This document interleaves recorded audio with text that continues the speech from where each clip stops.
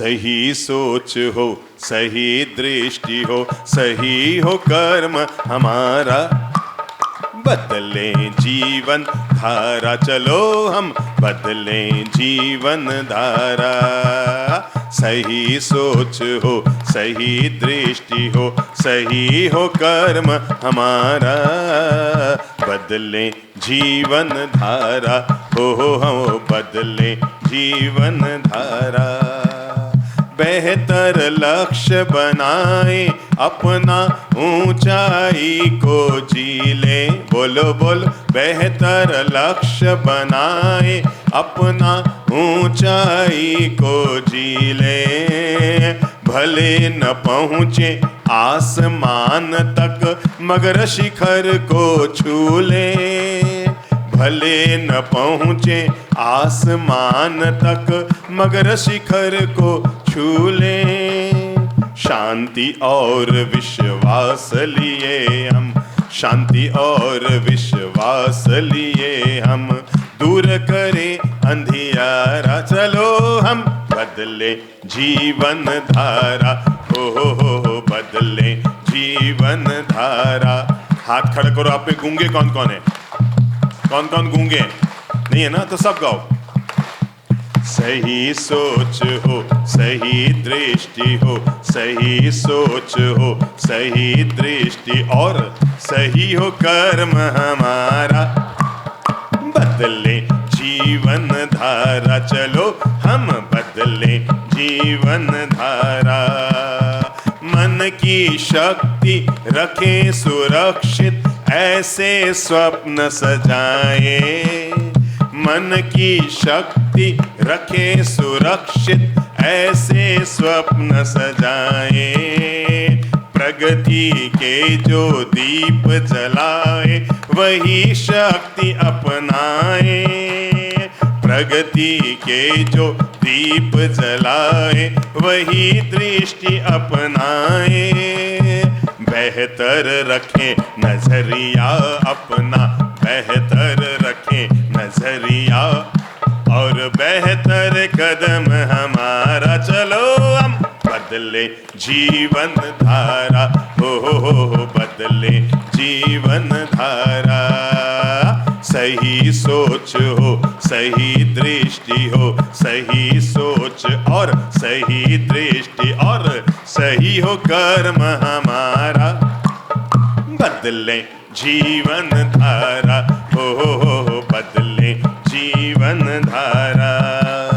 मेहनत को हम दीप बनाए, लगन को समझे ज्योति, बोलो बोलो, मेहनत को हम दीप बनाए, लगन को समझे ज्योति। पत्थर में से हीरा चमके, पत्थर में से हीरा चमके और सागर में मोती। बाधाओं से डरना कैसा, बाधाओं से डरना कैसा, मिलता स्वयं किनारा। बाधाओं से डरना कैसा, मिलता स्वयं किनारा, बदले जीवन धारा, चलो हम बदले। कर्म स्वयं ही बने प्रार्थना, बल हो नैतिकता का। कर्म स्वयं ही बने प्रार्थना, बल हो नैतिकता का। सबसे प्रेम सभी की सेवा, धर्म हो मानवता का। सबसे प्रेम सभी की सेवा, धर्म हो मानवता का। चंद्रधरा को स्वर्ग बनाए, चंद्रधरा को स्वर्ग बनाए, घर घर हो उजियारा, बदले चलो हम बदले जीवन धारा। 3 काम, सही सोच हो, सही दृष्टि हो, सही सोच हो, सही दृष्टि और सही हो कर्म हमारा, बदले जीवन धारा, हो बदले जीवन धारा, चलो हम बदले जीवन धारा, हाँ हम बदले जीवन धारा, चलो हम बदले जीवन धारा। सही सोच हो, सही दृष्टि हो, सही सोच हो, सही दृष्टि हो, सही हो कर्म हमारा, हो हम बदले जीवन धारा, हाँ हम बदले जीवन धारा।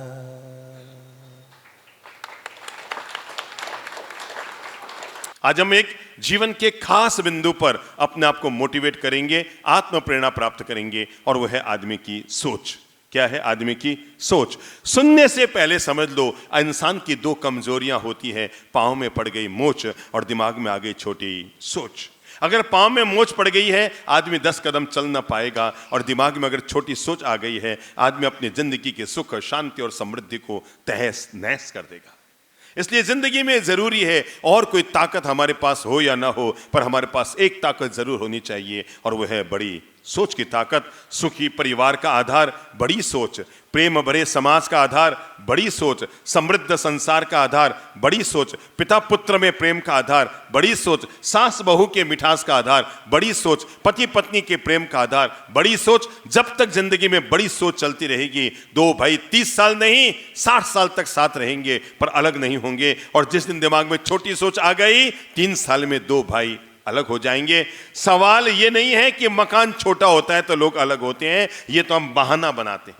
जब जब दो भाई जुदा होते हैं ना, तब उनके पास एक ही बहाना होता है कहने के लिए, अपनी इज्जत को रखने के लिए। मुंह रखी बात कहते हैं सबके सामने, अजी साहब क्या बताएं, मकान छोटा पड़ रहा था इसलिए दो भाई भाई अलग हो गए। आज मैं जीवन का राज आपको बताना चाहता हूं, दो भाई तब जुदा नहीं होते जब मकान छोटा होता है, दो भाई तब जुदा होते हैं जब सोच छोटी होती है, जब मन छोटा होता है, जब भावनाएं छोटी होती है, जब नजरिया छोटा होता है, जब नजरिए में कोई ना कोई खोट आती है, तब दो भाई जुदा होते हैं। अगर मकान छोटा था और सोच बड़ी होती तो प्लॉट बड़ा खरीदते, पर सोच थी खराब, मकान हुआ छोटा, और आपको रास्ता मिल गया कि हम तो अब नया मकान ले लेंगे, और दो भाई जुदा हो गए। मैं देखता हूं दुनिया में ऐसी दिरानियां जेठानियों का अभिनंदन करना चाहूंगा जिनके विवाह को आज 35-35 साल हो गए, पर दोनों दिरानी जेठानियां एक साथ रहती है, छोटे से मकान में रहती है। अरे पुराने से मकान में रहती है, इस बात के लिए कि जब तक हमारे माता पिता जीवित हैं, हम दिरानी जेठानी सास ससुर के रहते जुदा नहीं होंगे। जिनके भीतर बड़ी सोच होती है, वो मरते दम तक रिश्तों को निभाते हैं। रिश्ता और मटका, इसका महत्व वो नहीं जानते जो इसको तोड़ते हैं, इसका महत्व वे जानते हैं जो इसको बनाते हैं। जैसे मेवों में पिस्ता महत्वपूर्ण होता है, वैसे ही जिंदगी में रिश्ता महत्वपूर्ण होता है। और रिश्ते को बरकरार रखने के लिए सच कहता हूं, सास और बहू 35 साल तक साथ रहेगी, पर एक चीज उनकी अगर बड़ी है और वह है सोच बड़ी है, तो कभी जुदा होने की नौबत नहीं आएगी। ये जो हमारी छोटी सोच होती है ना, ये हमारी छोटी सोच, ये हमेशा बहू में कमियां दिखाती है। ये हमारी छोटी सोच, ये सास में हमेशा हमें कमियां दिखाती है। ये हमारी छोटी सोच हमारे छोटे भाई में हमें कमियां दिखाती है। ये हमारी छोटी सोच हमारे बड़े भाई में हमें कमियां दिखाती है।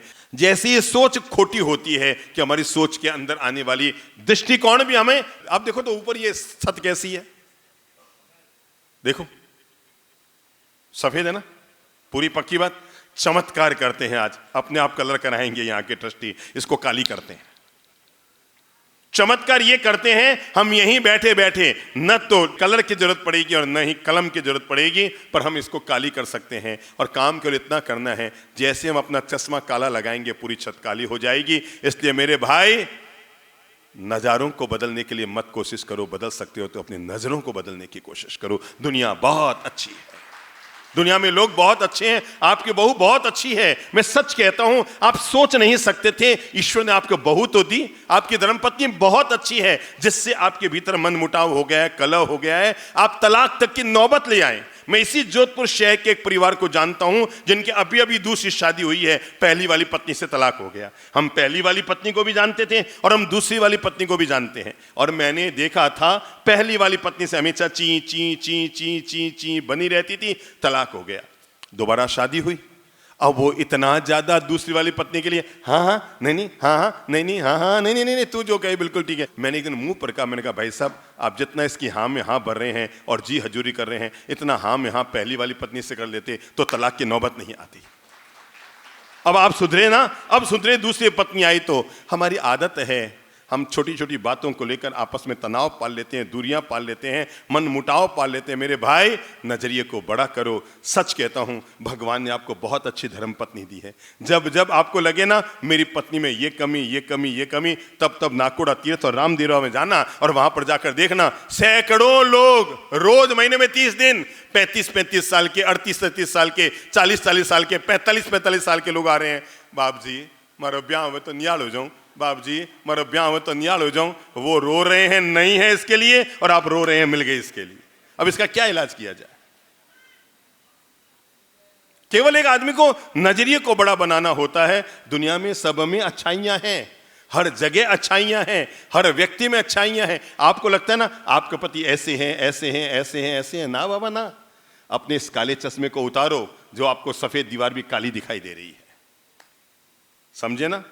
अपने क्या करो, महिला ने अपने पति से कहा देखो वो सामने वाले लोग कैसे हैं, अरे उनके जो फूल है ना हर समय उसमें धूल भरी रहती है, जब देखो तब। 10 दिन पहले देखा तब भी धूल थी, 5 दिन पहले देखा तब भी धूल थी, 3 दिन पहले देखा उनके फूलों पे वो कभी सफाई नहीं करते हैं। पता नहीं कैसे लोग हैं, पता नहीं कैसे अक्ल के लोग हैं, पता नहीं अपने घर की सफाई नहीं करते, पता नहीं कोई साफ सफाई नहीं रखते। रोज वो सामने वाले पड़ोसी के लिए कमियां निकाल के, ये तो पता नहीं कैसे लोग हैं, इनके फूलों में हमेशा धूल जमी रहती है, हमेशा धूल जमी रहती है। एक दिन अचानक उसने कहा अरे गजब, सुनो सुनो, लगता है आज उन्होंने फूलों की सफाई की है। पति ने कहा बावड़ी सफाई उन्होंने फूलों की नहीं की, सफाई हमने अपने खिड़की के कांच की है। अगर नजरिया ही हमारा खराब है, कांच ही हमारा खराब है, आईना ही हमारा खराब है, कौन है जो अपना आईने में बदसूरत चेहरा देखना चाहेगा? पर आईना वही चेहरा दिखाता है जैसा आपका खुद का होता है। इसलिए दोस्त जिंदगी में आईने को मत दीजिए, दे सकते हैं तो अपनी नजर और चेहरे को दीजिए। आज जो मैं आपको बातें कर रहा हूं ना, वो बातें हमारे उस नजरिए को पॉजिटिव बनाने की है। अगर ये एक ताकत हमारी सुधर गई, अगर हमारी एक शक्ति हमें मिल गई, अगर हमारे पास ईश्वर के द्वारा प्रदत्त ये दिव्य मंत्र हमें मिल गया, अगर हमने जीवन में एक चीज जोड़ दी, 1000 बातें छोड़ो रे, किस किस बात को इंसान जिएगा, पर अगर एक मंत्र जीवन में जोड़ लिया और वो है हमारी सोच हमेशा अच्छी हो। आज की तारीख में टैक्स का एक नाम चला है जीएसटी। क्या नाम है? जीएसटी। जी का मतलब रहता है गुड थिंकिंग, बोलो। जी का मतलब गुड थिंकिंग, एस का मतलब सिंपल लिविंग, टी का मतलब टेंशन फ्री लाइफ। अगर आपकी सोच अच्छी है, आप सादगी से जीवन जीते हैं, आप अपनी लाइफ को बहुत टेंशन फ्री होकर जी सकते हैं। पहली शर्त हमारी सोच क्या हो? अच्छी हो। भगवान ने जो दिया, जैसा दिया, खूब अच्छा दिया। अपने मन को नेगेटिव मत बनाइए, ये कमी है, ये कमी है, ये कमी है। मेरे भाई केवल एक चीज की कमी है कि हम अपनी सोच को बड़ा नहीं बना पाते हैं। किसको? सोच को बड़ा नहीं बना पाते हैं। शादी के बाद पति पत्नी में तकरार होना शुरू होता है। एक बात अगर पति ध्यान रख ले और वह मैं अपनी सोच बड़ी रखूंगा, अपना नजरिया बड़ा रखूंगा। आप जरा बताओ जब आप शादी करके लाए थे तब तो कहते थे तेरे लिए चांद सितारे तोड़ के ला दूंगा, ये कर दूंगा, वो कर दूंगा। आज वो बेचारी कहती है कि अमरूद तोड़ के ला दो, आम तोड़ के ला दो, टाइम टाइम फिश, है ना। ऊंचे ऊंचे अरमान हमने देखे थे, पर जब हम हकीकत में जिंदगी जीते हैं तो हमारी जिंदगी खाली खाली नजर आती है। क्यों? क्योंकि हम बड़ी सोच नहीं रख पाते हैं। जब इंसान का विवाह होता है और शादी करके पहली रात को वो बेडरूम में जाते हैं ना, तो बड़ा बेडरूम सजा रहता है। फूलों की माला, फूलों की पंखुड़ियां, फूलों के इत्र, फूलों के परफ्यूम, पूरे रूम में सजावट और खुशबू भरी रहती है। जिंदगी कैसा मोड़ लेती है जिस बेडरूम की शुरुआत फूलों के इत्र से और फूलों की मालाओं से होती है। 10 साल के बाद उस बेडरूम में झंडू बाम, लाल बाम, हरा बाम, सर दर्द की गोलियां आ जाती है। क्या आपने सोचा इसका जवाबदार कौन?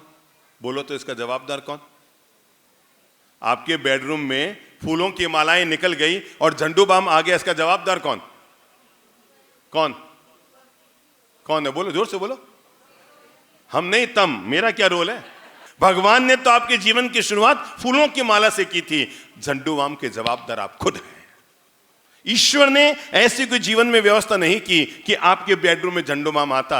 हम जीने की कला नहीं सीख पाए, हम बड़ी सोच नहीं रख पाए, बड़ा व्यवहार नहीं रख पाए। पराई घर की बेटी हमारे घर में आई, एक छोटा सा आप दिल बड़ा कर लेते तो उसके जीवन की हजार हजार खुशियां मिल जाती। क्या बड़ा कर लेते? छोटा सा। आप में कोई है जिसके साल 2 साल हुए शादी किए हुए? कोई है? हाथ खड़ा करो तो। कौन है? हाँ, खड़े हो। हाँ, कितने साल हुए शादी को? अच्छा, 1 साल हुआ है शादी को आपके। अच्छा, जरा बताइए कि जब आपका विवाह हुआ तो उससे पहले आपकी जाति क्या थी? लुंकर। लुंकर। अब क्या है? बाफना। अब सुनिए, आपके घर को बसाने के लिए एक लड़की क्या क्या कुर्बानियां करती है, मैं आपको नंबर 1 पे बता रहा हूं। पहले ये लुंकर थी, अब ये क्या हो गई है? बाफना हो गई। आपको पता है दुनिया में 2 ही लोग अपनी जाति को छोड़ते हैं और वे दोनों लोग वंदनीय और अभिनंदनीय होते हैं। नंबर 1 संत। जब संत बनता है तो अपनी जाति को छोड़ के बनता है। मैं कैसी भी जाति थी, पर जब संत बन गया तो मेरी सारी जाति खत्म हो गई। और नंबर 2, आपकी घर की बहू जब आपके घर को बसाने के लिए आती है तो अपनी जाति भी छोड़कर आती है। दुनिया में इसके अलावा कोई आदमी अपनी जाति नहीं छोड़ता। 2 लोग छोड़ते हैं, नंबर 1 संत और नंबर 2 बहू। अच्छा बेटा, शादी के पहले तो आप कभी जींस विंस भी पहन के घूमती थी ना? अब तो साड़ी पहनने लग गई। आपके घर की मर्यादा को रखने के लिए जींस को किनारे रखा, हवा में उड़ती थी एक्टिवा लेकर, यूं मंडोर की तरफ जाती थी। अब पति के पीछे बैठती और सिर ढक के बैठना सीख गई, है ना? अच्छा, दहेज में मम्मी पापा तो साथ में आए होंगे या आप उनको छोड़ के आई? छोड़ के आई। छोड़ के आई। क्या क्या छोड़ के आई? जिन्होंने प्राण से भी प्यारी मानकर इसका पालन पोषण किया, उन दोनों लोगों को ये घर में दहेज में साथ में लेकर नहीं आई, उनको छोड़कर आई। और आपके भाई भी तो होगा ना, वो तो साथ ही रहता होगा आपके, उसको भी छोड़ के आ गई। भाई भी छोड़ा, माँ भी छोड़ी, बाप भी छोड़ा, घर भी छोड़ा, जाति भी छोड़ी, पहनावा भी बदला। एक लड़की आपके लिए ये सब बदल रही है। आप जरा अपने आप से पूछ कर बताइए, उसने तो ये सब आपके लिए बदला है, आपने उसके लिए क्या बदला है? हर परिवार, हर व्यक्ति के लिए सोचने के लिए मैं चिंतन दे रहा हूं। उसने आपके घर को बसाने के लिए सब कुछ अपना छोड़ा। अच्छा, जब आपकी शादी हुई होगी तो बारात आई होगी ना? वो बारात की आपने पत्रिका दी थी, मैं पढ़ के आया था घर पे, है नहीं? ये लेके आना, ये लेके आना। तो ये लोग कितने लोगों को बारात में लेकर आए थे? 700 आदमियों को लेकर गए बारात में।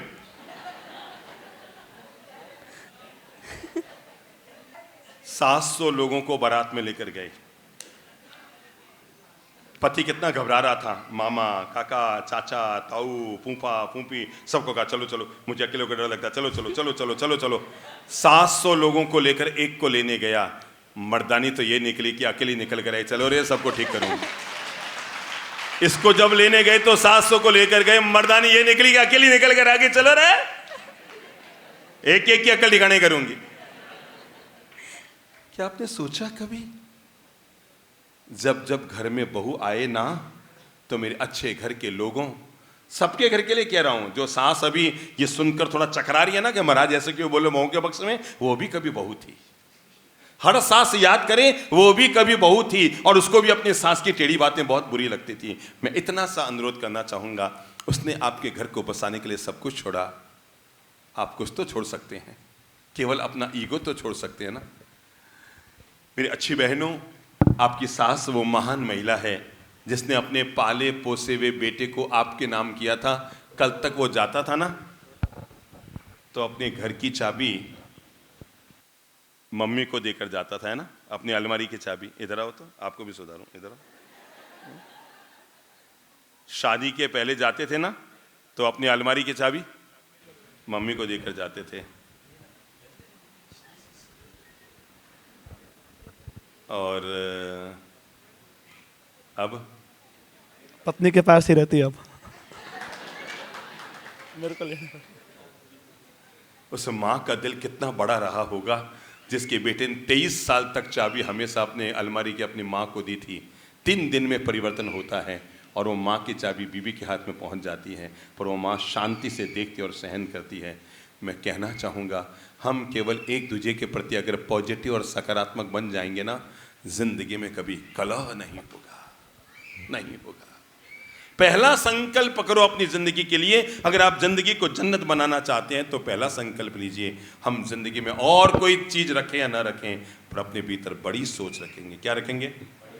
आज मंत्र ले लो, नो नेगेटिव बी पॉजिटिव। बोलो तो, नो नेगेटिव बी पॉजिटिव। फिर से बोल लो, नो नेगेटिव बी पॉजिटिव। जिंदगी में कभी भी नकारात्मक नहीं रहिए, जब भी सोचो बी पॉजिटिव सोचो।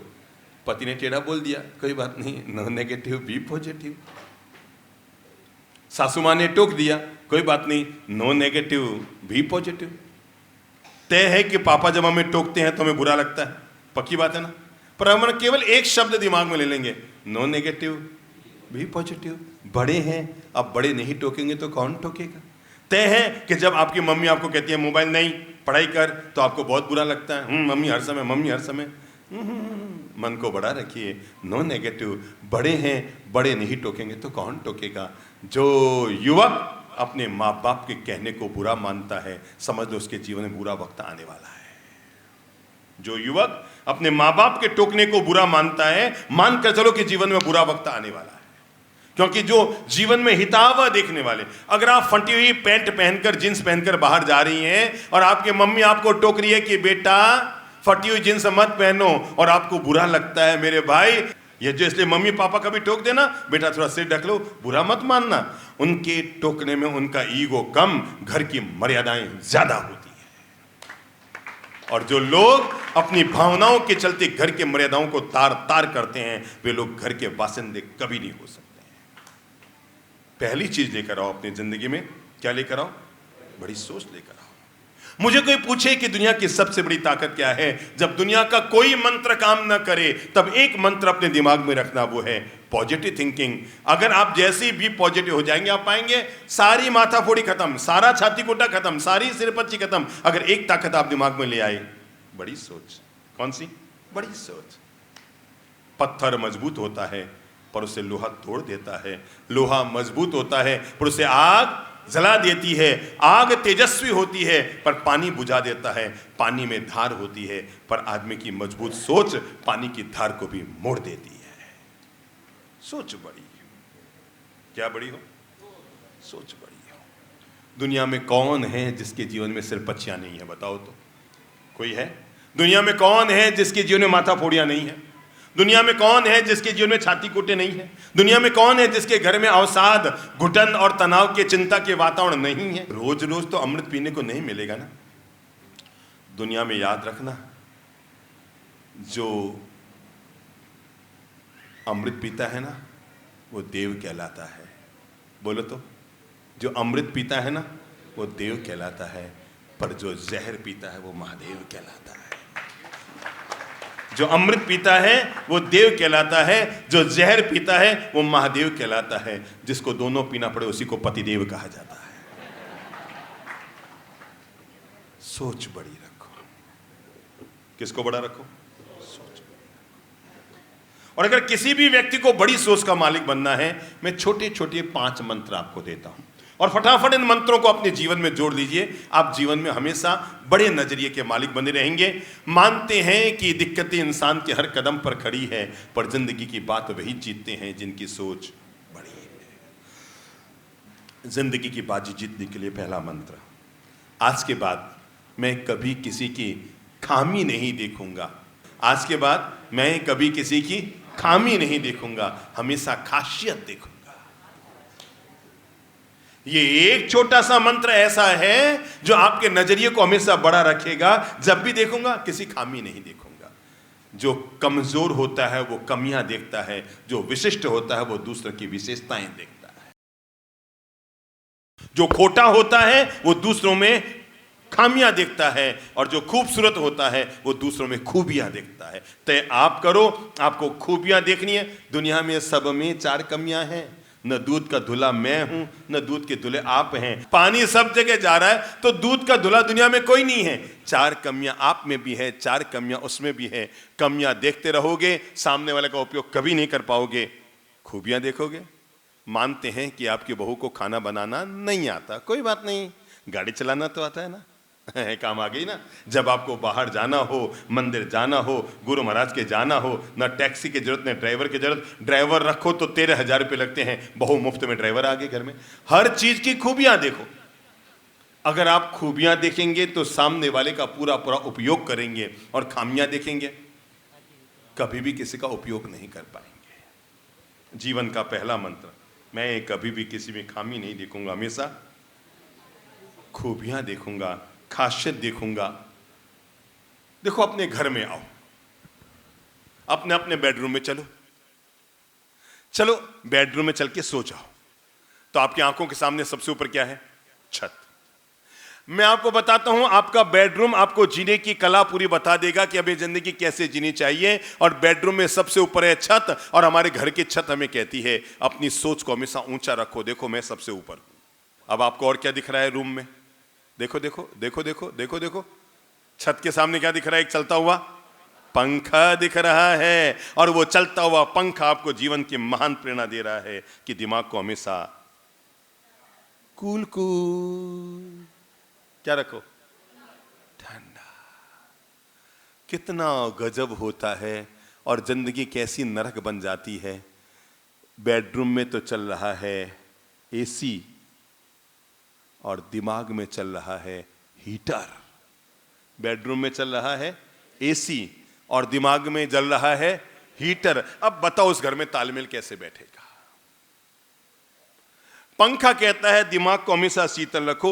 थोड़ा और नीचे उतरो तो सामने घड़ी टंग रही है। घड़ी हमें कहती है, टिक टिक टिक टिक करती घड़ी कहती है, याद रखना जब तक मैं चलती हूं तब तक कमरे में हूं, और चलना बंद कर दिया तो कचरे में चली जाऊंगी। इसलिए तुम भी चलते रहो।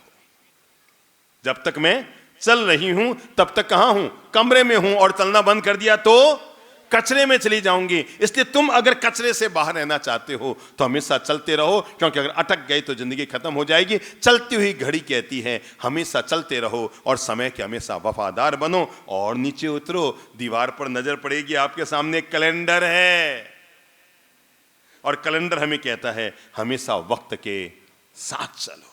हाँ, सामने जो शीशा लटक रहा है ना, वो शीशा भी हमें जीवन की प्रेरणा दे रहा है कि मेरे भाई, हमेशा जब भी देखो, जिससे भी देखो, दूसरों को देखने के बजाय अपने आप को, अपने गुणों को देखने की कोशिश करो। एक और आपके बगल में ना आपका पर्स हमें कहता है पहले पर्स में देखो, चादर देखकर अपने पांव पसारो। अगर बिना चादर देखे पांव पसार दिए तो कभी हाथ पसारने की नौबत ना आ जाए। इसलिए जब भी पांव पसारो ना, चादर देख के पांव पसारो कि तुम्हें पांव कितना पसारना है। हाँ हाँ, बेडरूम में खिड़की भी है। क्या है? खिड़की भी है, जो हमें कहती है अपने दायरे को, अपने नजरिए को हमेशा ऊंचा और लंबा रखो। बेडरूम में एक फर्श भी है जो हमें जीवन की महान प्रेरणा देता है, हमेशा जिंदगी में जमीन से जुड़े हुए रहो। बेडरूम में एक बिस्तर भी है जो हमें कहता है केवल हाय तौबा मत करो, जिंदगी में आराम करना भी जरूरी है। पहला मंत्र बना लो आज के बाद, मैं कभी भी किसी की खामी नहीं देखूंगा। दुनिया में कौन है जिसमें कमियां ना हो? जिस इंसान में आपको कमी नजर आती है ना, केवल आप एक काम करना, अपना नजरिए को बड़ा बनाना। देखो, यहां पर एक महिला खड़ी है, ठीक है, 30 साल की एक महिला खड़ी है, उसके बगल में एक एक महिला और खड़ी है। इधर जो महिला खड़ी है उसका नाम है सास, और इधर जो महिला खड़ी है उसका नाम है मां। तो बीच में कौन है? बहू और बेटी। इधर कौन खड़ी है? सास। इधर कौन खड़ी है? मां। अब जरा मुझे बताओ कि ये जो बीच में लड़की है, ये अच्छी है कि बुरी है? जब सास बनकर देखोगे तो खमियां नजर आएगी, और जब मां बनकर देखोगे तो। मेरे पास एक माता जी आई, आकर कहने लगे, बाप जी मैंने एड़ी बहू मिली है, मैंने एड़ी बहू, एड़ो माथो कूटियो खुद रही, एड़ी बहू मिली है, एड़ी बहू। मैं अरे बाप जी एड़ी बहू मिली है। सुबह 8 बजे तो महारानी उठ बेडरूम में बाहर आवे, मारो बेटो चाय बनाने बेडरूम में पावे, जणबा महारानी बांध आवे। अरे बाप जी कहीं बताऊं, कहीं कर्म करिया, एड़ी बहू मिली है। पण बाप जी मैंने जमाई घणी चोखो मिलियो। कौन? जमाई घणी चोखो मिलियो। मैं के अरे बाप जी मारो बेटी रे तो ध्यान रखे, तो ध्यान रखे, नाश्तो भी बेडरूम में ले जा खवावे। समझ में आई? नीति समझ में आई? मैं यही कहता हूं, जब जब आप सास बन जाएंगे तो खामियां नजर आएगी, जब जब आप मां बन जाएंगे तो खासियत नजर आएगी। इसलिए अपनी आंखों में से सास शब्द को निकालिए, अगर ला सकते हैं तो जीवन की आस और मां शब्द को पैदा कीजिए। तो पहला मंत्र बनाइए, मैं कभी किसी में कमी नहीं देखूंगा। जब भी देखेंगे खूबियां नहीं देखेंगे, खासियत देखेंगे, किसी में भी खामियां नहीं देखेंगे। क्या नहीं देखेंगे? खामियां नहीं देखेंगे।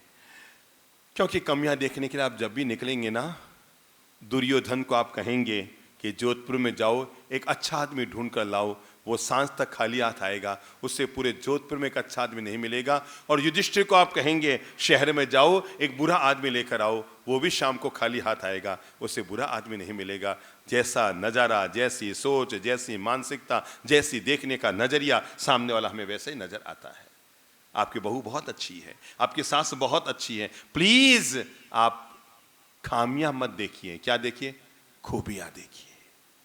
आपके पापा बहुत अच्छे हैं, वो आपका कितना भलाई का सोच रहे हैं, वो आपके लिए कितने कल्याण के सोच रहे हैं। आपके बड़े भाई आपका कितना मंगल चाहते हैं, आपको पता ही नहीं है। आप केवल उनके दो शब्दों को पकड़कर बैठे हैं, उन्होंने मुझे ऐसा कह दिया, उन्होंने मुझे ऐसा बोल दिया। अरे भाई, जिन्होंने पाला है, पोसा है, पांव पे खड़ा किया है, जिस मां ने कम से कम 5000 बार, एक और मुंह से बोल लो कितनी बार?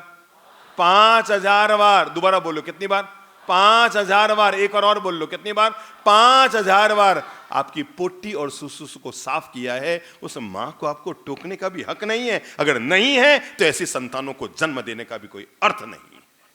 इन टाबरों को कैसे पता कि इस युग में भी इन माताओं ने इन लोगों को पैदा किया, और ये टाबर इतने निकृष्ट निकल जाते हैं। अपनी मां से कहते हैं, मम्मी तू चुप रहे, तू समझे को नहीं, मम्मी आप चुप रहो, मम्मी आप हर समय टोकते रहे, मम्मी आप एक मोबाइल के लिए क्या टोक दे। कई घरों में तो बच्चे फांसी पे लटक रहे हैं। मतलब इतना धैर्य खत्म हो रहा है। मम्मी को यह भी हक नहीं कि बेटा दिन भर मोबाइल में मत खेलो, पढ़ाई भी करो, इतना भी हक नहीं है। मम्मी आप हर समय टोकते हो। जिस पिता ने अपने जीवन भर की गाड़ी कमाई आप लोगों के लिए खर्च की, दो दो पैसे इकट्ठे किए, पता था किसी मंदिर में जाकर एक कमरा बनाऊंगा, भगवान की मूर्ति बनाऊंगा, किसी मंदिर में जाकर भगवान का शिखर चढ़ाऊंगा, किसी अनाथालय में जाकर एक कमरा बनाऊंगा, किसी वृद्धाश्रम में वृद्ध लोगों के कमरा बनाऊंगा, तो शायद मुझे अगले जन्म में कुछ मिलेगा। और यह भी पता था अपने बच्चे को विदेश पढ़ने के लिए भेजूंगा, 70 लाख का चूना लगाऊंगा, बदले में कुछ नहीं मिलने वाला। फिर भी उसने आपके लिए किया। दुनिया में हर माँ बाप ने अपने बच्चों के लिए बहुत कुछ किया। कितना किया? एक बार हाथ करो। इतना किया, इतना किया, इतना किया, और इससे भी ज्यादा करूं? इतना तो किया होगा, और ज्यादा करूं? इतना किया, और बादल जितना किया ना, आसमान जितना किया ना। एक बार आत्मचिंतन करना, आपके माँ बाप ने आपके लिए सब कुछ किया, आपने उनके लिए क्या किया? अगर जवाब दे सको तो मुझे जरूर बताना कि हमने उनके लिए क्या किया। सिवाय जिद, सिवा मैं नहीं करूंगा पापा, मैं नहीं करूंगा पापा, मैंने बोला ना, मुझे बस चाहिए पापा, मुझे वहीं पढ़ने जाना, मैं पढ़ूंगा ही नहीं, मुझे जाना ही नहीं है। केवल जिद, केवल आग्रह, केवल दुराग्रह, इसके अलावा हम बच्चों ने अपने माँ बाप को दिया क्या है? सोच को बड़ा बनाओ मेरे भाई। मां के टोकने को जो बच्चे बुरा मानते हैं, उनका भविष्य वहीं खत्म हो रहा है। अगर मां ने टोक दिया, बेटा ऐसा नहीं करना, अरे माँ को छोड़ो, हम जिस घर में पैदा हुए ना, वहां तो बड़े भाई के टोकने के बाद भी काम करने की हिम्मत नहीं होती है। माँ बाप तो बहुत ऊंची बात होती है। अगर बड़े भाई ने मना कर दिया ना, ऐसा नहीं है। अगर अभी भी चंद्रप्रभ जी महाराज मुझे सुबह कहलाएंगे कि आपको सुबह रवाना होकर संबोधन आना है, तो मैं ये नहीं पूछूंगा पीछे प्रवचन कौन देगा। अभी भी इस घर के रिवाज हैं। बड़ों के सामने आंख ऊंची करने की हिम्मत नहीं होती थी, और आज टाबरों की हालत ये हो गई है, मम्मी मैं नहीं करूं, पापा मैं नहीं करूं, मम्मी पापा को आप टोक दो, मम्मी आप पापा। मतलब कई बार तो बच्चे मम्मी को कहते हैं, मम्मी आप पापा को समझा दो, मैं नहीं करूंगा बस ऐसा। अरे यार, जिन्होंने तुमको पैदा किया है, हम कितने नाहक ओछी बुद्धि के लोग हैं, उनके दो कहे हुए शब्दों को हम बुरा मान रहे हैं। उन्होंने एक बाइक के लिए आपको क्या टोक दिया, एक मोबाइल के लिए आपको क्या टोक दिया, एक फटी हुई जींस के लिए आपको क्या टोक दिया, एक बाहर जाने के लिए आपको क्या टोक दिया, एक गर्लफ्रेंड के साथ घूमने के लिए आपको क्या टोक दिया, एक उल्टे सीधे काम करने के लोग ने आपको क्या टोक दिया, आपको आग लग गई। अरे मेरे प्यारे बच्चों, अभी तो ये कमा रहे और आप खा रहे हो। सुना मेरी बात? सुना मेरी बात? सुनिए मेरी बात। अभी तो बोलो बोलो बोलो बोलो बोलो बोलो, अभी तो ये कमा रहे हैं और आप खा रहे हो, तब भी आप अपना राज चला रहे हो। सोचो जिस दिन आप कमाएंगे और ये खाएंगे, आप इनकी क्या इज्जत करोगे? मेरे भाई बहनों, हम वो आखिरी पीढ़ी के लोग हैं जो अपने माँ बाप के कहने में रहे थे। आखिरी पीढ़ी है इस दुनिया की, हम इस दुनिया की आखिरी पीढ़ी हैं, अंतिम। इसके बाद ये नस्ल खत्म हो रही है जो अपने माँ बाप के अंडर में रहे, और हम इस दुनिया की पहली पीढ़ी है जो बच्चों के अंडर में रह रहे हैं। ये हमारी जीवन की सच्चाई है। पहले हम माँ बाप के कहने में रहे, अब हम बच्चों के कहने में चल रहे हैं। हम अपनी जिंदगी कभी जी ही नहीं पाए। पापा ने अगर टोक दिया ना, बुरा मत मानना, कभी मत मानना। पिता पिता नहीं होता है। अगर आंख बंद करके सोचो तो याद करो, वो पिता नहीं परम पिता होता है। कौन होता है? परम पिता होता है। इसलिए भूल चूक कर ये जो हमारे जीवन में गंदी आदतें पड़ चुकी है ना, पापा के कई को बुरा मानना, फिर उनकी कमियां निकालना, मम्मी कमियां निकालना, मम्मी को बताना मम्मी आप ऐसा करते हो, पापा आप ऐसा करते हो। ना बाबा ना, भगवान में कमी हो सकती है पर माँ बाप में कभी कमी नहीं हो सकती, क्योंकि भगवान तो सुख और दुख दोनों देते हैं। एकमात्र माँ बाप हैं जो आपकी जिंदगी की झोली में केवल सुख ही सुख देते हैं, वो कभी भी दुख देते ही नहीं है। इसलिए आज से मन बना लो, खामी नहीं देखेंगे, क्या देखेंगे? खूबियां देखेंगे। समझ गए मेरी बात? नजरिए को बड़ा बनाओ, मन को बड़ा बनाओ, मानसिकता को बनाओ। और मैंने इसलिए कहा अपनी सोच को भी पॉजिटिव बनाओ और अपने आप को मोटिवेट करो। No negative be positive. बोलो तो, नो नेगेटिव बी पॉजिटिव। फिर से बोलो, नो नेगेटिव बी पॉजिटिव। जिंदगी में बड़ी सोच का मालिक बनने के लिए पहला मंत्र मैंने दिया, जब भी देखें खूबियां देखें, खामियां नहीं देखें। तय कर लिया आपने, आज से कभी किसी कमियां नहीं निकालेंगे, क्योंकि गलतियों से जुदा तू भी नहीं, गलतियों से जुदा मैं भी नहीं। बोल लो, गलतियों से जुदा तू भी नहीं, गलतियों से जुदा मैं भी नहीं, दोनों इंसान हैं, खुदा तू भी नहीं और मैं भी नहीं। देते हैं इल्जाम एक दूसरे पर, मगर अंदर झांकता तू भी नहीं मैं भी नहीं। ये तो गलत फहमियां पैदा कर देती है इंसान के मन में दूरियां, वरना मन का पापी तू भी नहीं और मैं भी नहीं, क्योंकि खुदा तू भी नहीं और मैं भी नहीं। तय कर लो, कमियां सब में हैं, मुझ में भी है, आप में भी है। प्लीज आज से अपने नजरिए को ठीक कर लो, काला चश्मा हटा लो। अब मैं जब भी देखूंगा दूसरों की विशेषताएं देखूंगा, जब भी देखूंगा खासियत देखूंगा, जब भी देखूंगा अच्छाइयां देखूंगा, जब भी देखूंगा सामने वाले में जो जो बड़प्पन और बढ़ियापन है उनको देखूंगा। अगर आप दूसरा काम कर सकते हैं तो जरूर कर लो, और वो है जब भी जिंदगी में मौका मिले मैं आधा गिलास भरा हुआ देखूंगा। और अपने आप को जैसे ही सुबह उठें, आज का दिन आपका खुशियों से भरा है कि दुख से भरा है, अगर ये पता करना है तो सीधा उस गिलास को देखो और देखते के साथ क्या जवाब आता है। आधा गिलास खाली है, समझो आज का दिन दुख भरा है। आधा गिलास भरा है, समझो आज जीवन में खुशियां भरी है। आधा गिलास कभी भी खाली मत देखो, जब भी देखो आधा गिलास, बोलो आधा गिलास भरा हुआ देखो। लोग बड़े गलत नजरिए से जीते हैं। जो लोग खुद आगे नहीं बढ़ पाए, पता है वो लोग क्या करते हैं? आगे बढ़ने वाले की टांग खिंचाई करते हैं। क्या करते हैं आपको पता है? समाज में काम करने वाले लोग 2% होते हैं, बाकी लोग क्या करते हैं? टांग खिंचाई करते हैं। मैं तो आपसे कहूंगा, आप समाज में कोई सेवा मत कर, कोई सेवा विभाग की जरूरत नहीं है, आप सुख से घर में बैठे रहो। आपके तरफ से समाज की सबसे बड़ी यह सेवा होगी, जो लोग काम कर रहे हैं उनकी टांग खिंचाई मत करिए, आपकी तरफ से बहुत बड़ी सेवा है। क्या है? जो कर रहे हैं प्लीज आप उनकी टांग खिंचाई मत करो, ये आपकी तरफ से बहुत बड़ी सेवा हो जाएगी। आधा गिलास भरा हुआ देखो।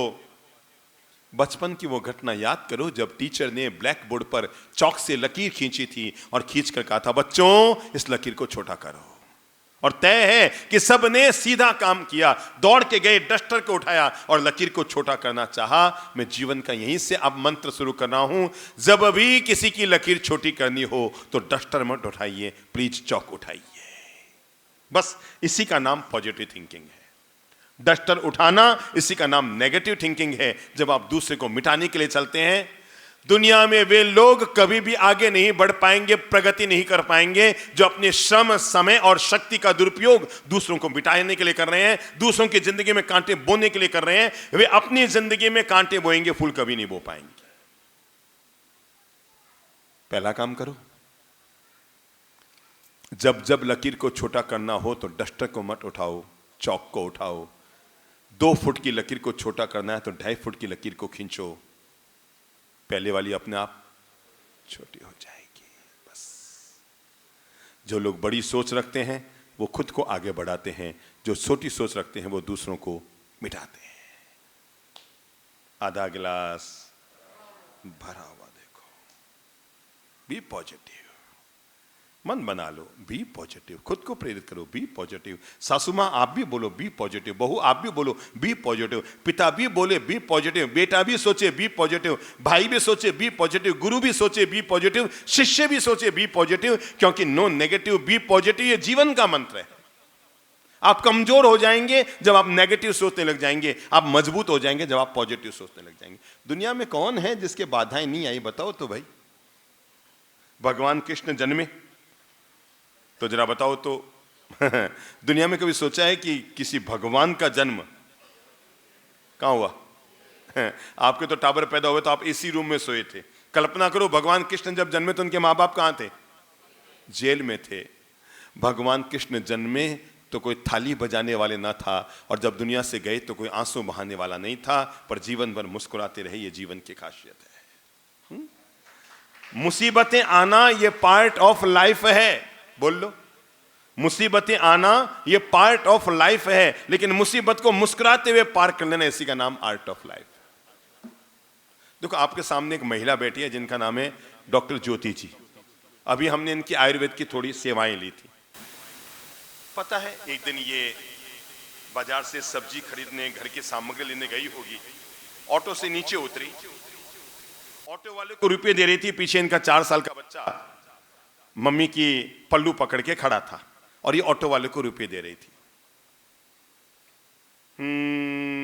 पीछे से एक जीप आई और हवा में चलती हुई आई और बच्चे को हवा में लेके चली गई। बच्चे की वहीं मृत्यु हो गई। 4 साल का बच्चा था। तय है माता पिता की जिंदगी पूरी हिल जाएगी। एक बार तो मतलब ऐसा लगा कि जैसे मैं खुद ही मर गई हूं, काश मैं मर जाती, मेरा बच्चा जीवित रह जाता इस एक्सीडेंट में। कानूनी कार्रवाई की होगी, केस लड़ा होगा, 4 साल तक वकीलों की पैरवी की होगी। अंतरात्मा ने जवाब दिया कि क्या अब मैं इसी सब में अपनी जिंदगी पूरी करती रहूंगी या अपनी बेटी की स्मृति में अब कोई पॉजिटिव जिंदगी जीऊंगी? उस महिला ने अपने बेटे की जिंदगी को पॉजिटिव बनाने के लिए, खुद की जिंदगी को पॉजिटिव बनाने के लिए, जिससे जो गलती हुई उसको तो मन से माफ करने का बड़प्पन दिखाया ही, और उसके बाद अपने बेटे की, उस बेटे की पावन स्मृति में, तय है इतनी बड़ी चोट हर महिला सहन करना इम्पॉसिबल है, और उन्होंने अपनी बेटी की स्मृति में एक ट्रस्ट बना दिया, सेवा संस्थान बना दिया, और उसके माध्यम से हजारों हजार लोग, चूंकि उनके पास एक विधा थी आयुर्वेद की विधा, उन्होंने इस विधा का प्रयोग किया और हजारों लोगों को स्वास्थ्य लाभ देने की कोशिश की, जिंदगी को पॉजिटिव दिशा दी। और नहीं तो वहीं रोते रहते हैं, हमारे जीवन में वो कहीं गयो, हे भगवान हमारे यूँ क्यों गयो, हे भगवान हमारे क्यों गयो। जो जीवन में जब होना होता है वो होकर रहता है। मेरे रोके रुकता नहीं और मेरे किए होता नहीं है। जिसके जीवन में जब जो योग है वो होते हैं। लेकिन अगर व्यक्ति अपनी एक चीज को बड़ा रखता है, किसको? सोच को। देखो मैं इतिहास की एक महान घटना आपको बताता हूं। मैं आपसे कहूंगा अगर आप रख सकते हो तो आज संकल्प ले लो, मैं जीवन भर बड़ी सोच रखूंगा, सकारात्मक रहूं। अगर आपको लगता है नहीं नहीं बाप जी मैं जीवन भर तो नहीं रह सकता, मुझे कई बार तो खुरापातें कर दी है दिमाग में, मुझे जब तक दिमाग में खुरापातें नहीं करूं खाया पिया हजम। कई लोगों को होता है जब तक नेगेटिव वर्क न करे, खुरापात न करे, गाली गलौज न करे, हो हल्ला न करे, चिक चिल्लाट न करे, झगड़ा तगड़ा मगड़ा पगड़ा न करे, तब तक खाया पिया हजम होता ही नहीं है। ऐसा लगता है आज कुछ किया ही नहीं, खाली खाली गया है। अगर आपको लगता है ऐसी आदत है मैं बाप जी जीवन भर का नहीं लेता, तो मैं कहूंगा आज नियम बना लो, मैं कम से कम 1 साल के लिए क्या रहूंगा? बी पॉजिटिव रहूंगा। अगर आपको लगता है नहीं ये भी टेढ़ी खीर है, तो 1 महीने का नियम बना लो। मैं कम से कम 1 महीना के लिए संकल्प करता हूं कि मैं सकारात्मक सोच रखूंगा। आपको लगता है नहीं 1 महीना भारी है, तो आप 1 सप्ताह का नियम ले सकते हैं। आज शनिवार है ना, मैं अगले शुक्रवार शनिवार तक बी पॉजिटिव रहूंगा। अगर आपको लगता नहीं आपके लिए ये भी भारी है, तो 1 दिन का ले लो कि मैं कल शाम को जब तक आऊंगा, आप चमत्कार देखना, अगर आपकी जिंदगी में एक ही दिन में हजार हजार खुशियां न भर जाए तो मुझसे आकर कहना, और अभी रात को जाते समय संकल्प लेकर जाना, मैं 24 घंटा, कल वापस 8 बजे आऊंगा ना तो 22 घंटा, मैं 22 घंटे तक अपने आप को पॉजिटिव रहूंगा। घर गए, पत्नी टेढ़ा बोला भी पॉजिटिव, सासू माँ ने बोला दूध दूध जमाई को नहीं भी पॉजिटिव, सुबह उठती मम्मी जी टेढ़ी बोलने लगी भी पॉजिटिव, पापा जी ने टोक दिया, बुरा लग रहा है, अंदर गए, बाथरूम में जाकर के आईना चेहरा देखा बी पॉजिटिव। आप 24 घंटे के लिए बार बार बार बार खुद को प्रेरित करते रहेंगे बी पॉजिटिव। मैं सच कहता हूं, कल शाम को आपको लगेगा जैसे आप पर भगवान महावीर और भगवान राम की कृपा बरसने शुरू हो गई है और आप बड़े मन से शांत और आनंद से भर गए हैं। जब आप बार बार नेगेटिव वातावरण में अपने आप को बी पॉजिटिव, आपको लगता है नहीं बाप जी एक दिन तो भारी है, इतना तो मैं नहीं कर सकता, जब तक मैं थोड़ा खुरापात नहीं करूं मुझे शांति नहीं। 1 घंटे का ले लो, अगर आपको लगता है 1 घंटा नहीं कर सकता, मैं कहूंगा 1 मिनट का ले लो। अगर आपको लगता है मैं 1 मिनट में पॉजिटिव नहीं रह सकता, मैं कहूंगा आप आधा मिनट भी अगर पॉजिटिव रहेंगे तो भी जीवन की बाजी जीत जाओगे। मैं दुनिया की सबसे महान घटना सुना रहा हूं। रामायण आपने बहुत सुनी पर यह घटना न सुनी, और जब तक यह न सुनी तब तक रामायण अधूरी रह गई। कहते हैं भगवान श्री राम लंका पर विजय प्राप्त करने के लिए यात्रा प्रारंभ करते हैं। काम क्या शुरू होता है? पत्थरों से, बोलो बोलो बोलो बोलो, पुल बनना शुरू होता है। पत्थरों पर लिखा जा रहा है राम राम राम, और ये लिखने का काम कर रहे हैं नल और नील, और उन पत्थरों को पानी में छोड़ा जा रहा है और पत्थर पानी में तैर रहे हैं। पुल बनता जा रहा है, आधा पुल बन गया, और जब आधा पुल बन गया तो लंका वासियों में खबर गई कि जो शत्रु आ रहा है उसके नाम में यह ताकत है कि उसके नाम के पत्थर तैर रहे हैं, जब वो खुद आएगा तो क्या होगा। पूरे लंका में विद्रोह होने लग गया। अगले दिन दोपहर में रावण की सभा भरी थी और सभासदों ने कहा महाराज लंकेश अनर्थ हो रहा है, हमारे लंका वासियों का विश्वास आप पर खत्म हो रहा है, नगर में विद्रोह हो रहा है, लोग तय कर रहे हैं कि जैसे ही राम आएगा हम तो उसके साथ चले जाएंगे। अरे जिसके नाम में यह ताकत है कि उसके नाम के पत्थर तैर रहे हैं, जब वो खुद आएगा तो क्या प्रलय कर देगा। महाराज आपको भी कुछ करना पड़ेगा। अब रावण ने सोचा यार मैं शनि को काख में दबा सकता हूं, नवग्रह को पांव के नीचे रख सकता हूं, महादेव को मुट्ठी में रख सकता हूं, और यमराज को अपनी काख में दबा के चल सकता हूं, पर रावण के नाम का पत्थर तैरना,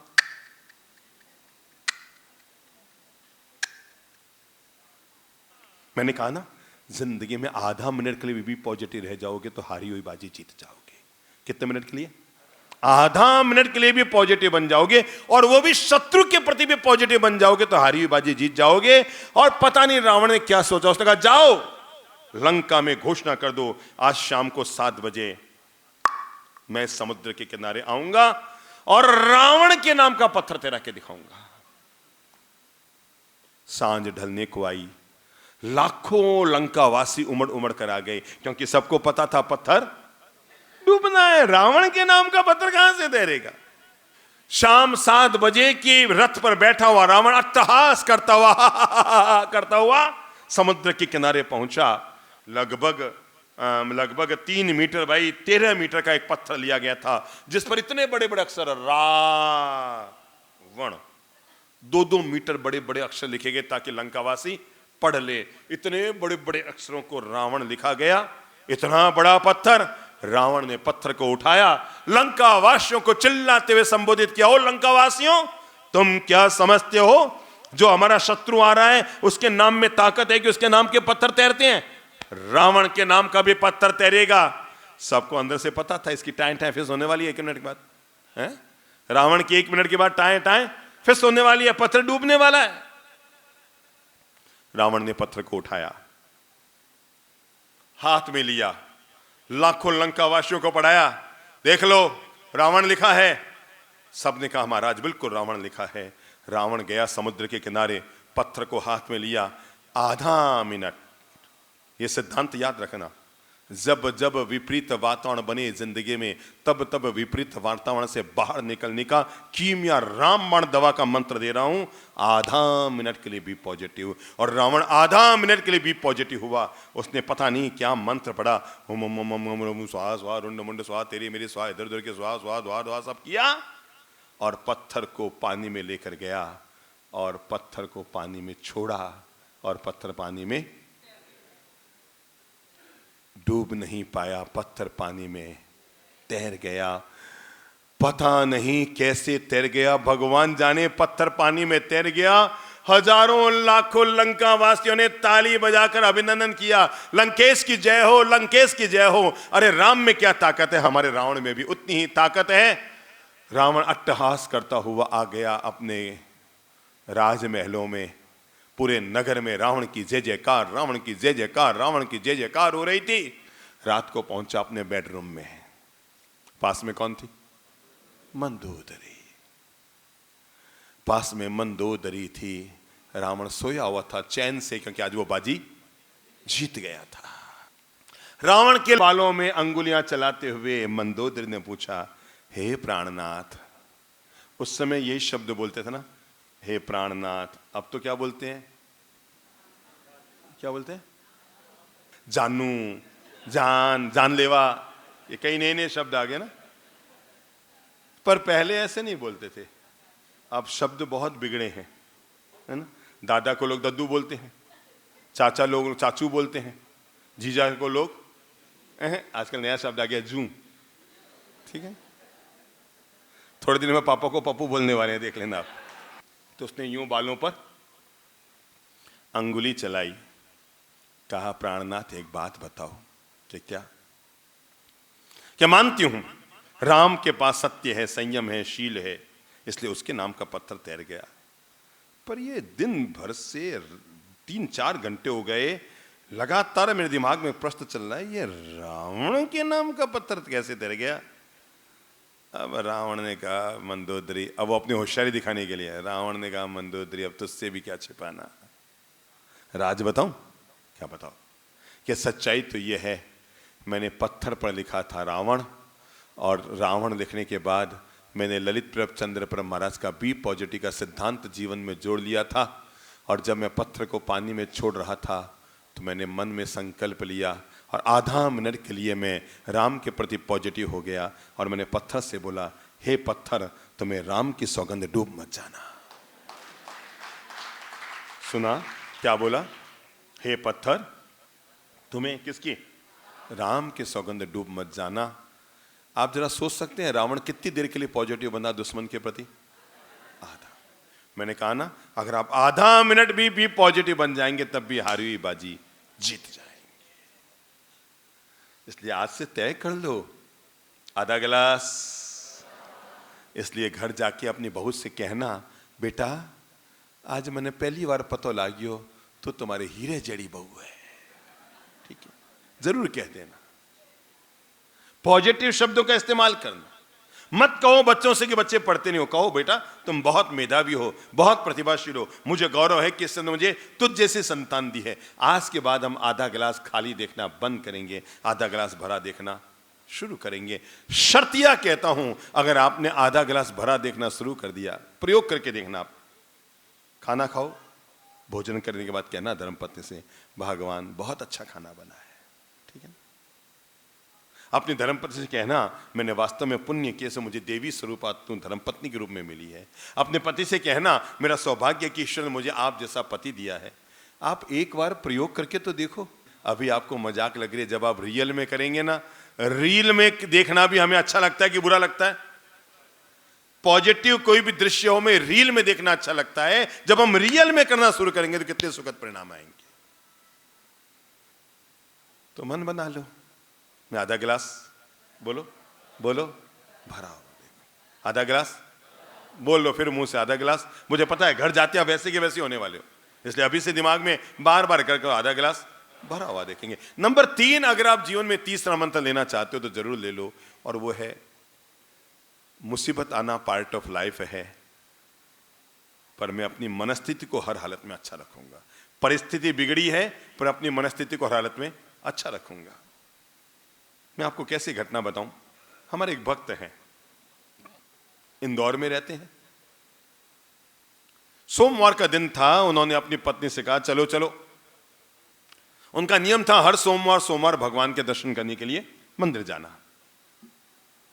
तो उस दिन धर्मपत्नी उनकी थकी हुई थी बहुत ज्यादा, उसने कहा, आते ही पति ने कहा, दुकान साथी का, चलो चलो मंदिर चलते हैं। उसने कहा नहीं, मैं थक गई, अगले सोमवार जाएंगे। और उसने कहा क्या करते हो ऐसे, अपन हर सोमवार जाते रहे हैं क्या? नहीं मैं थक गई, बस अपन अगले सोमवार चलेंगे, बस आप भी बैठ दो, बस हो गया, बस मेरी ताकत नहीं है। और उसने पकड़ के पति को बैठा दिया। पति 1 मिनट बैठा, उसने फिर कहा, बावड़ी आज तक अपन ने सोमवार नहीं छोड़ा, हर सोमवार मंदिर चलते हैं, चल चल चल। और यूं हाथ देते हुए पत्नी को उठाकर गाड़ी में बैठा दिया।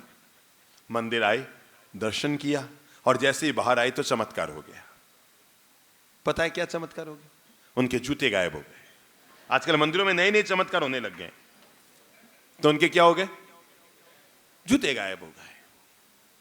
जूते कहां गए? जूते कहां गए? 2 दिन पहले ही 2200 रुपए में जूते खरीदे थे बाटा के, 2 दिन पहले, और अचानक क्यों गायब हो गए? जूते कहां गए? जूते कहां गए? जूते कहां गए? अब आपको पता है जूते नहीं मिले, क्योंकि जूता तो कोई ले गया था। तो पत्नी ने उनको क्या कहा होगा? सोचो, पत्नी ने क्या कहा होगा? हाँ भाई, खड़े हो, हाँ खड़े हो, बताओ। सुरेंद्र बाबू और आप दोनों गए होते और आपने मना किया होता मत चलो, और वहां गए और जूते खो गए, तो आप उनको क्या कहोगे?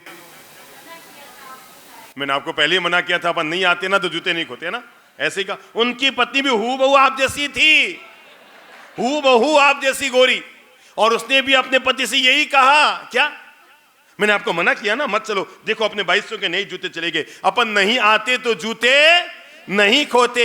पति ने मुस्कुरा कर कहा, बावड़ी तुम ललित प्रभ चंद्र महाराज की शिष्य होकर ऐसा सोचती है? सोच, अगर अपन नहीं आते तो एक जरूरतमंद आदमी को जूते कहां से मिलते? भी पॉजिटिव।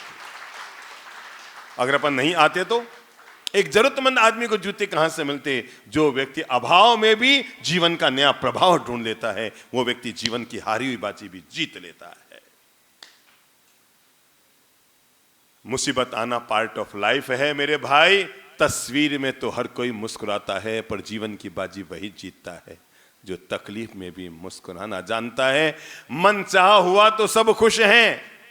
कभी जिंदगी में पांव में पहनने के लिए जूते ना होना, तब भी मंदिर जाकर भगवान को शुक्राना जरूर कहना भगवान तेरी बड़ी कृपा है, पांव में जूते नहीं तो क्या हुआ, कम से कम पांव तो है। दुनिया में लाखों लोग हैं जिनके पास पांव नहीं है। अभाव में भी जिंदगी का प्रभाव। मैंने इसीलिए कहा अपनी सोच को क्या रखो? बड़ा रखो। अगर हम बड़ा रखेंगे तो ये तीसरा मंत्र याद रखना, जीवन में अभाव हो गया तब भी हम अपने मन को प्रभावित नहीं करेंगे। परिस्थितियां बिगड़ेगी पर अपनी मनस्थिति को नहीं बिगड़ने देंगे। अगर आप मेरी तरफ से अंतिम मंत्र आज का लेना चाहते हैं अपने जीवन के लिए तो जरूर जरूर ले लो। चाहे जैसी सरपची हो, चाहे जैसी माथाफोड़ी हो, चाहे जैसा टेंशन का वातावरण हो, एक मंत्र अपने भीतर ले लो, LML। बोलो तो LML, बोलो तो LML। लोड मत लो। क्या मत लो? लोड। खुद को बोलो, लोड। खुद को बोलो, लोड मत लो। जब जो होना है तब वो हो रहा है। सावधानी पूर्वक आप जी रहे थे, तब भी जिंदगी में परिस्थितियों ने अगर मोड़ लेना था तो मोड़ आ गया, परंतु परिस्थितियों में मोड़ आने के बावजूद भी आप अपनी मन की शांति को जी रहे हैं। ठीक है, जिंदगी में ऐसा होना था, हो गया। दुनिया में कौन है जिनके नहीं हुआ? मेरे साथ भी हो गया, कोई बात नहीं प्रभु जी, जैसी प्रभु की मर्जी। और आप जैसे ही अपनी मनस्थिति को पॉजिटिव बनाएंगे, आप पाएंगे वो गलत वातावरण आपके मन की शांति को भंग नहीं कर पा रहा है। मेरे भाई, अब जरा बताओ तो, अपन स्टूडियो में जाते हैं तो फोटोग्राफर हमें क्या कहता है? क्यों कहता है? कभी आपने सोचा क्यों कहता है? क्यों? फोटो अच्छी आती है। अपन क्यों जाके बैठते हैं, ओ भैया मेरा फोटो खींच। अब उसको पता है इसका फोटो खुद ही पसंद नहीं करेगा, लड़की क्या पसंद करेगी। तो क्या कहता है? Smile please. ये नहीं कहता लिपस्टिक लगाओ प्लीज, कहता है क्या?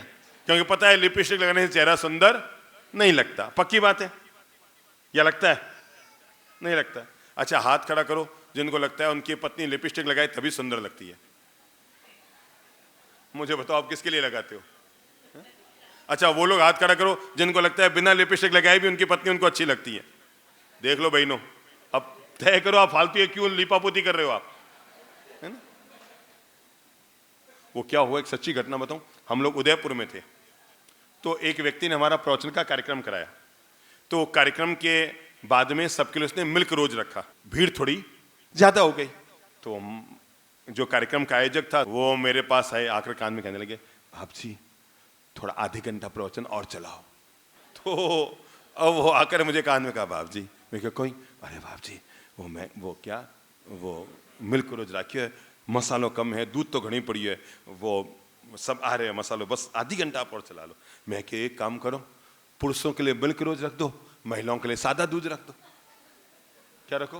पुरुषों के लिए मिल्क रोज रख दो, महिलाओं के लिए सादा दूध रख दो। मेरी आवाज थोड़ी सी माइक पर भी आ गई, तो महिलाओं में क्या शुरू हुई, हमारा सब ऐसा क्यों कहते हैं, पुरुषों के लिए मिल्क रोज, महिलाओं के लिए सादा दूध।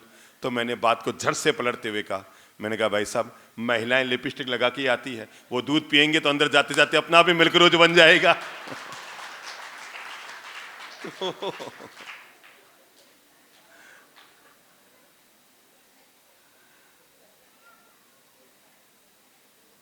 अंतिम मंत्र मैंने आपको जीवन में दिया। अभाव सबके जीवन में होता है, सिरपच्चियां सबके जीवन में होती है, पर आज से तय कर लो। मैं एक बहुत प्यारी कहानी सुनाकर आपको आज विदा कर रहा हूं, और मैं चाहूंगा ये कहानी जब तक आप जिंदे रहें तब तक जरूर याद रखना। एक व्यक्ति, बहुत ध्यान से सुनना, एक व्यक्ति जो अपनी पत्नी से बेहद प्यार करता था, और उसकी पत्नी का एक दिन यकायक हार्ट अटैक हुआ और स्वर्गवास हो गया, टूट गया आदमी। एक छोटी सी नन्ही सी बच्ची थी घर में 13 साल की, और इस तरह उसकी मां का चले जाना, घर में और कोई नहीं, घर बिल्कुल अनाथ हो गया। पर बेटी बड़ी समझदार निकली, वो समझ गई कि पापा जी टूटते जा रहे हैं और इस तरह हमारा घर खत्म हो जाएगा। उसने मम्मी की जगह ली, चौकी को संभाला, चूल्हे को संभाला, घर को संभाला, घर की व्यवस्थाओं को संभाला, पढ़ाई को संभाला, और पापा की पूरी लाइफ को संभाला, और उनको ये खटकना भी बंद करा दिया कि मेरी जिंदगी में पत्नी नहीं है। मतलब खाना खाते समय भोजन तैयार, पापा अगर बाथरूम में नहाने जाते तो गर्म पानी, तौलिया, साबुन, तेल सब तैयार। स्कूल से आती, दौड़ के आती, सीधे गर्म फुलके बना के पापा के साथ भोजन। पापा और बच्ची की ऐसी जिंदगी बन गई कि व्यक्ति अपनी पत्नी का अभाव भूल गया। बात यहीं खत्म होती तो कोई दिक्कत नहीं है। कहते ना, मुसीबत आती है तो एक तरफ से नहीं आती, चारों तरफ से आती है। एक दिन अचानक उस बच्ची को भी टाइफाइड हुआ, 4 दिन में तबीयत बिगड़ी, और उस मासूम सी 13 साल की बच्ची का भी स्वर्गवास हो गया। आदमी हिल गया भीतर से। अब तो उसे लगा कि मेरा जीना ही व्यर्थ है, नाना धोना, खाना पीना, जीना सब बेकार चले गए। दिन भर हे भगवान मेरे साथ ऐसा क्यों किया, हे भगवान मेरे साथ ऐसा क्यों किया, हे भगवान मेरे साथ ऐसा क्यों किया। सूख कर कंकाल हो गया, दिन भर रोना, दिन भर रोना। रोटी सामने आए तो बेटी की याद, पत्नी को भूल गया, बस बेटी बेटी बेटी बेटी बेटी बेटी दिमाग में घूमने लगी। एक दिन वो रात को सोया था, करीबन 1 बजे थे। ये तो पक्का याद नहीं है उसे कि नींद में था, किस सपना देख रहा था या वास्तव में देख रहा, पर उसने देखा कि वो स्वर्गलोक में चला गया है। बहुत ध्यान से सुनना घटना को। उसने देखा कि वो स्वर्गलोक में चला गया है, और स्वर्गलोक में छोटी छोटी नन्ही नन्ही परियों की शोभा यात्रा चल रही है। वो सब मंदिर जा रही हैं, सबके मुकुट लगे हुए हैं, सबके हाथ में दीपक जल रहा है, सांझ हो रही है, और वो मंदिर जी में आरती करने के लिए दीपक लेकर जा रही है। तभी उसने देखा उन छोटी छोटी नन्ही नन्ही परियों में एक परी ऐसी है जिसके हाथ में दीपक बुझा हुआ है। उसने सोचा क्या बात है, इस बच्ची का, इस देवी का, इस परी का कोई दीपक नहीं जलाता है। वो जैसे ही शोभा यात्रा चलती हुई नजदीक आई तो देखकर चौंक गया, वो देवी और कोई नहीं, उसकी अपनी ही बेटी थी। उसने कहा, बेटा तू यहाँ? हाँ पापा, मैं यहाँ आ गई, मैं देवलोक में आके परी बन गई हूँ। बेटा एक बात बता, ये सब परियों की दिए जल रहे हैं, तेरा दिया बुझा हुआ क्यों है? क्या तेरा दिया यहाँ कोई नहीं जलाता? उसने कहा, पापा प्लीज, मेरा दिया भी ऐसे ही जलता है जैसे सब परियों का जलता है, पर रोज बुझ जाता है। कहा मतलब कि पापा आप मेरी याद में नीचे आंसू बहाते हैं, वो आंसू इसी दिए पे गिरते हैं, और मेरी जिंदगी का खुशियों का दिया रोज बुझ जाता है। पापा ने कहा, बेटा तेरी याद आती है तो आंसू बह जाते हैं, तू ही बता मैं क्या करूं कि तेरा दिया हमेशा जलता रहे। तो उस परी ने कहा, पापा अगर आप चाहते हैं कि मेरा दिया हमेशा जलता रहे तो जब जब मेरी याद आए मेरे लिए आंसू मत बहाना, कोई मानवता के कल्याण का अच्छा सा काम कर लेना, मेरा दिया हमेशा जलता रहेगा। जब जब मेरी याद आए, चेहरा मेरा याद आए, तो किसी चित्र के सामने जाना, मुस्कुरा देना और कोई लोक कल्याणकारी पावन कार्य अपने हाथ से संपन्न कर लेना। मेरा दिया हमेशा जलता रहेगा। मेरे भाई, दुनिया में सबके जीवन में अभाव हुए हैं, लेकिन इस अभाव के बीच भी तय कर लो, मैं हर हालत में, हर हालत में बी पॉजिटिव रहूंगा। व्यापार में बी पॉजिटिव, समाज में बी पॉजिटिव, घर में बी पॉजिटिव, पत्नी के साथ बी पॉजिटिव, रात में बी पॉजिटिव, दिन में बी पॉजिटिव, व्यापारी के साथ बी पॉजिटिव, बच्चों के साथ बी पॉजिटिव, माँ बाप के साथ बी पॉजिटिव, संतों के साथ बी पॉजिटिव, जिंदगी का हर second be positive, be positive, be positive, be positive रखूंगा। No negative, be positive. पति पत्नी सोए थे, अचानक रात को 2 बजे पत्नी के मोबाइल में ट्रिंग ट्रिंग ट्रिंग ट्रिंग की आवाज आई और आवाज को सुनते पति चौंका। ये रात को 2 बजे मेरे पत्नी के मोबाइल में कौन कौन कौन, 2 गालियां निकालते हुए कहा, कौन कौन कौन ये मैसेज भेज रहा है। खड़ा हुआ, जाकर देखा, मोबाइल में लिखा हुआ था ब्यूटीफुल। क्या लिखा हुआ था? ब्यूटीफुल। और ज्यादा गुस्सा आया, ये कौन कमीना है जो रात को 2 बजे मेरी बीबी के मोबाइल में ब्यूटीफुल लिख के भेज रहा है। उसने अपने पति को हिलाया, नींद से उठाया, ये तेरे क्या कदम है, रात को 2 बजे क्या लिख के आ रहा है। पत्नी ने मोबाइल को देखा, चार्जिंग में लगा हुआ था। उसने पति के बालों को पकड़कर कहा, ललित प्रभ चंद्र प्रभ महाराज कितनी बार कहते हैं बी पॉजिटिव रहा करो, बी पॉजिटिव रहा करो, बी पॉजिटिव रहा करो, बी पॉजिटिव रहा करो। और ये मोबाइल लगा था चार्जिंग में, इसमें ब्यूटीफुल नहीं, इसमें लिखा हुआ है battery full. Be positive, be positive, be positive.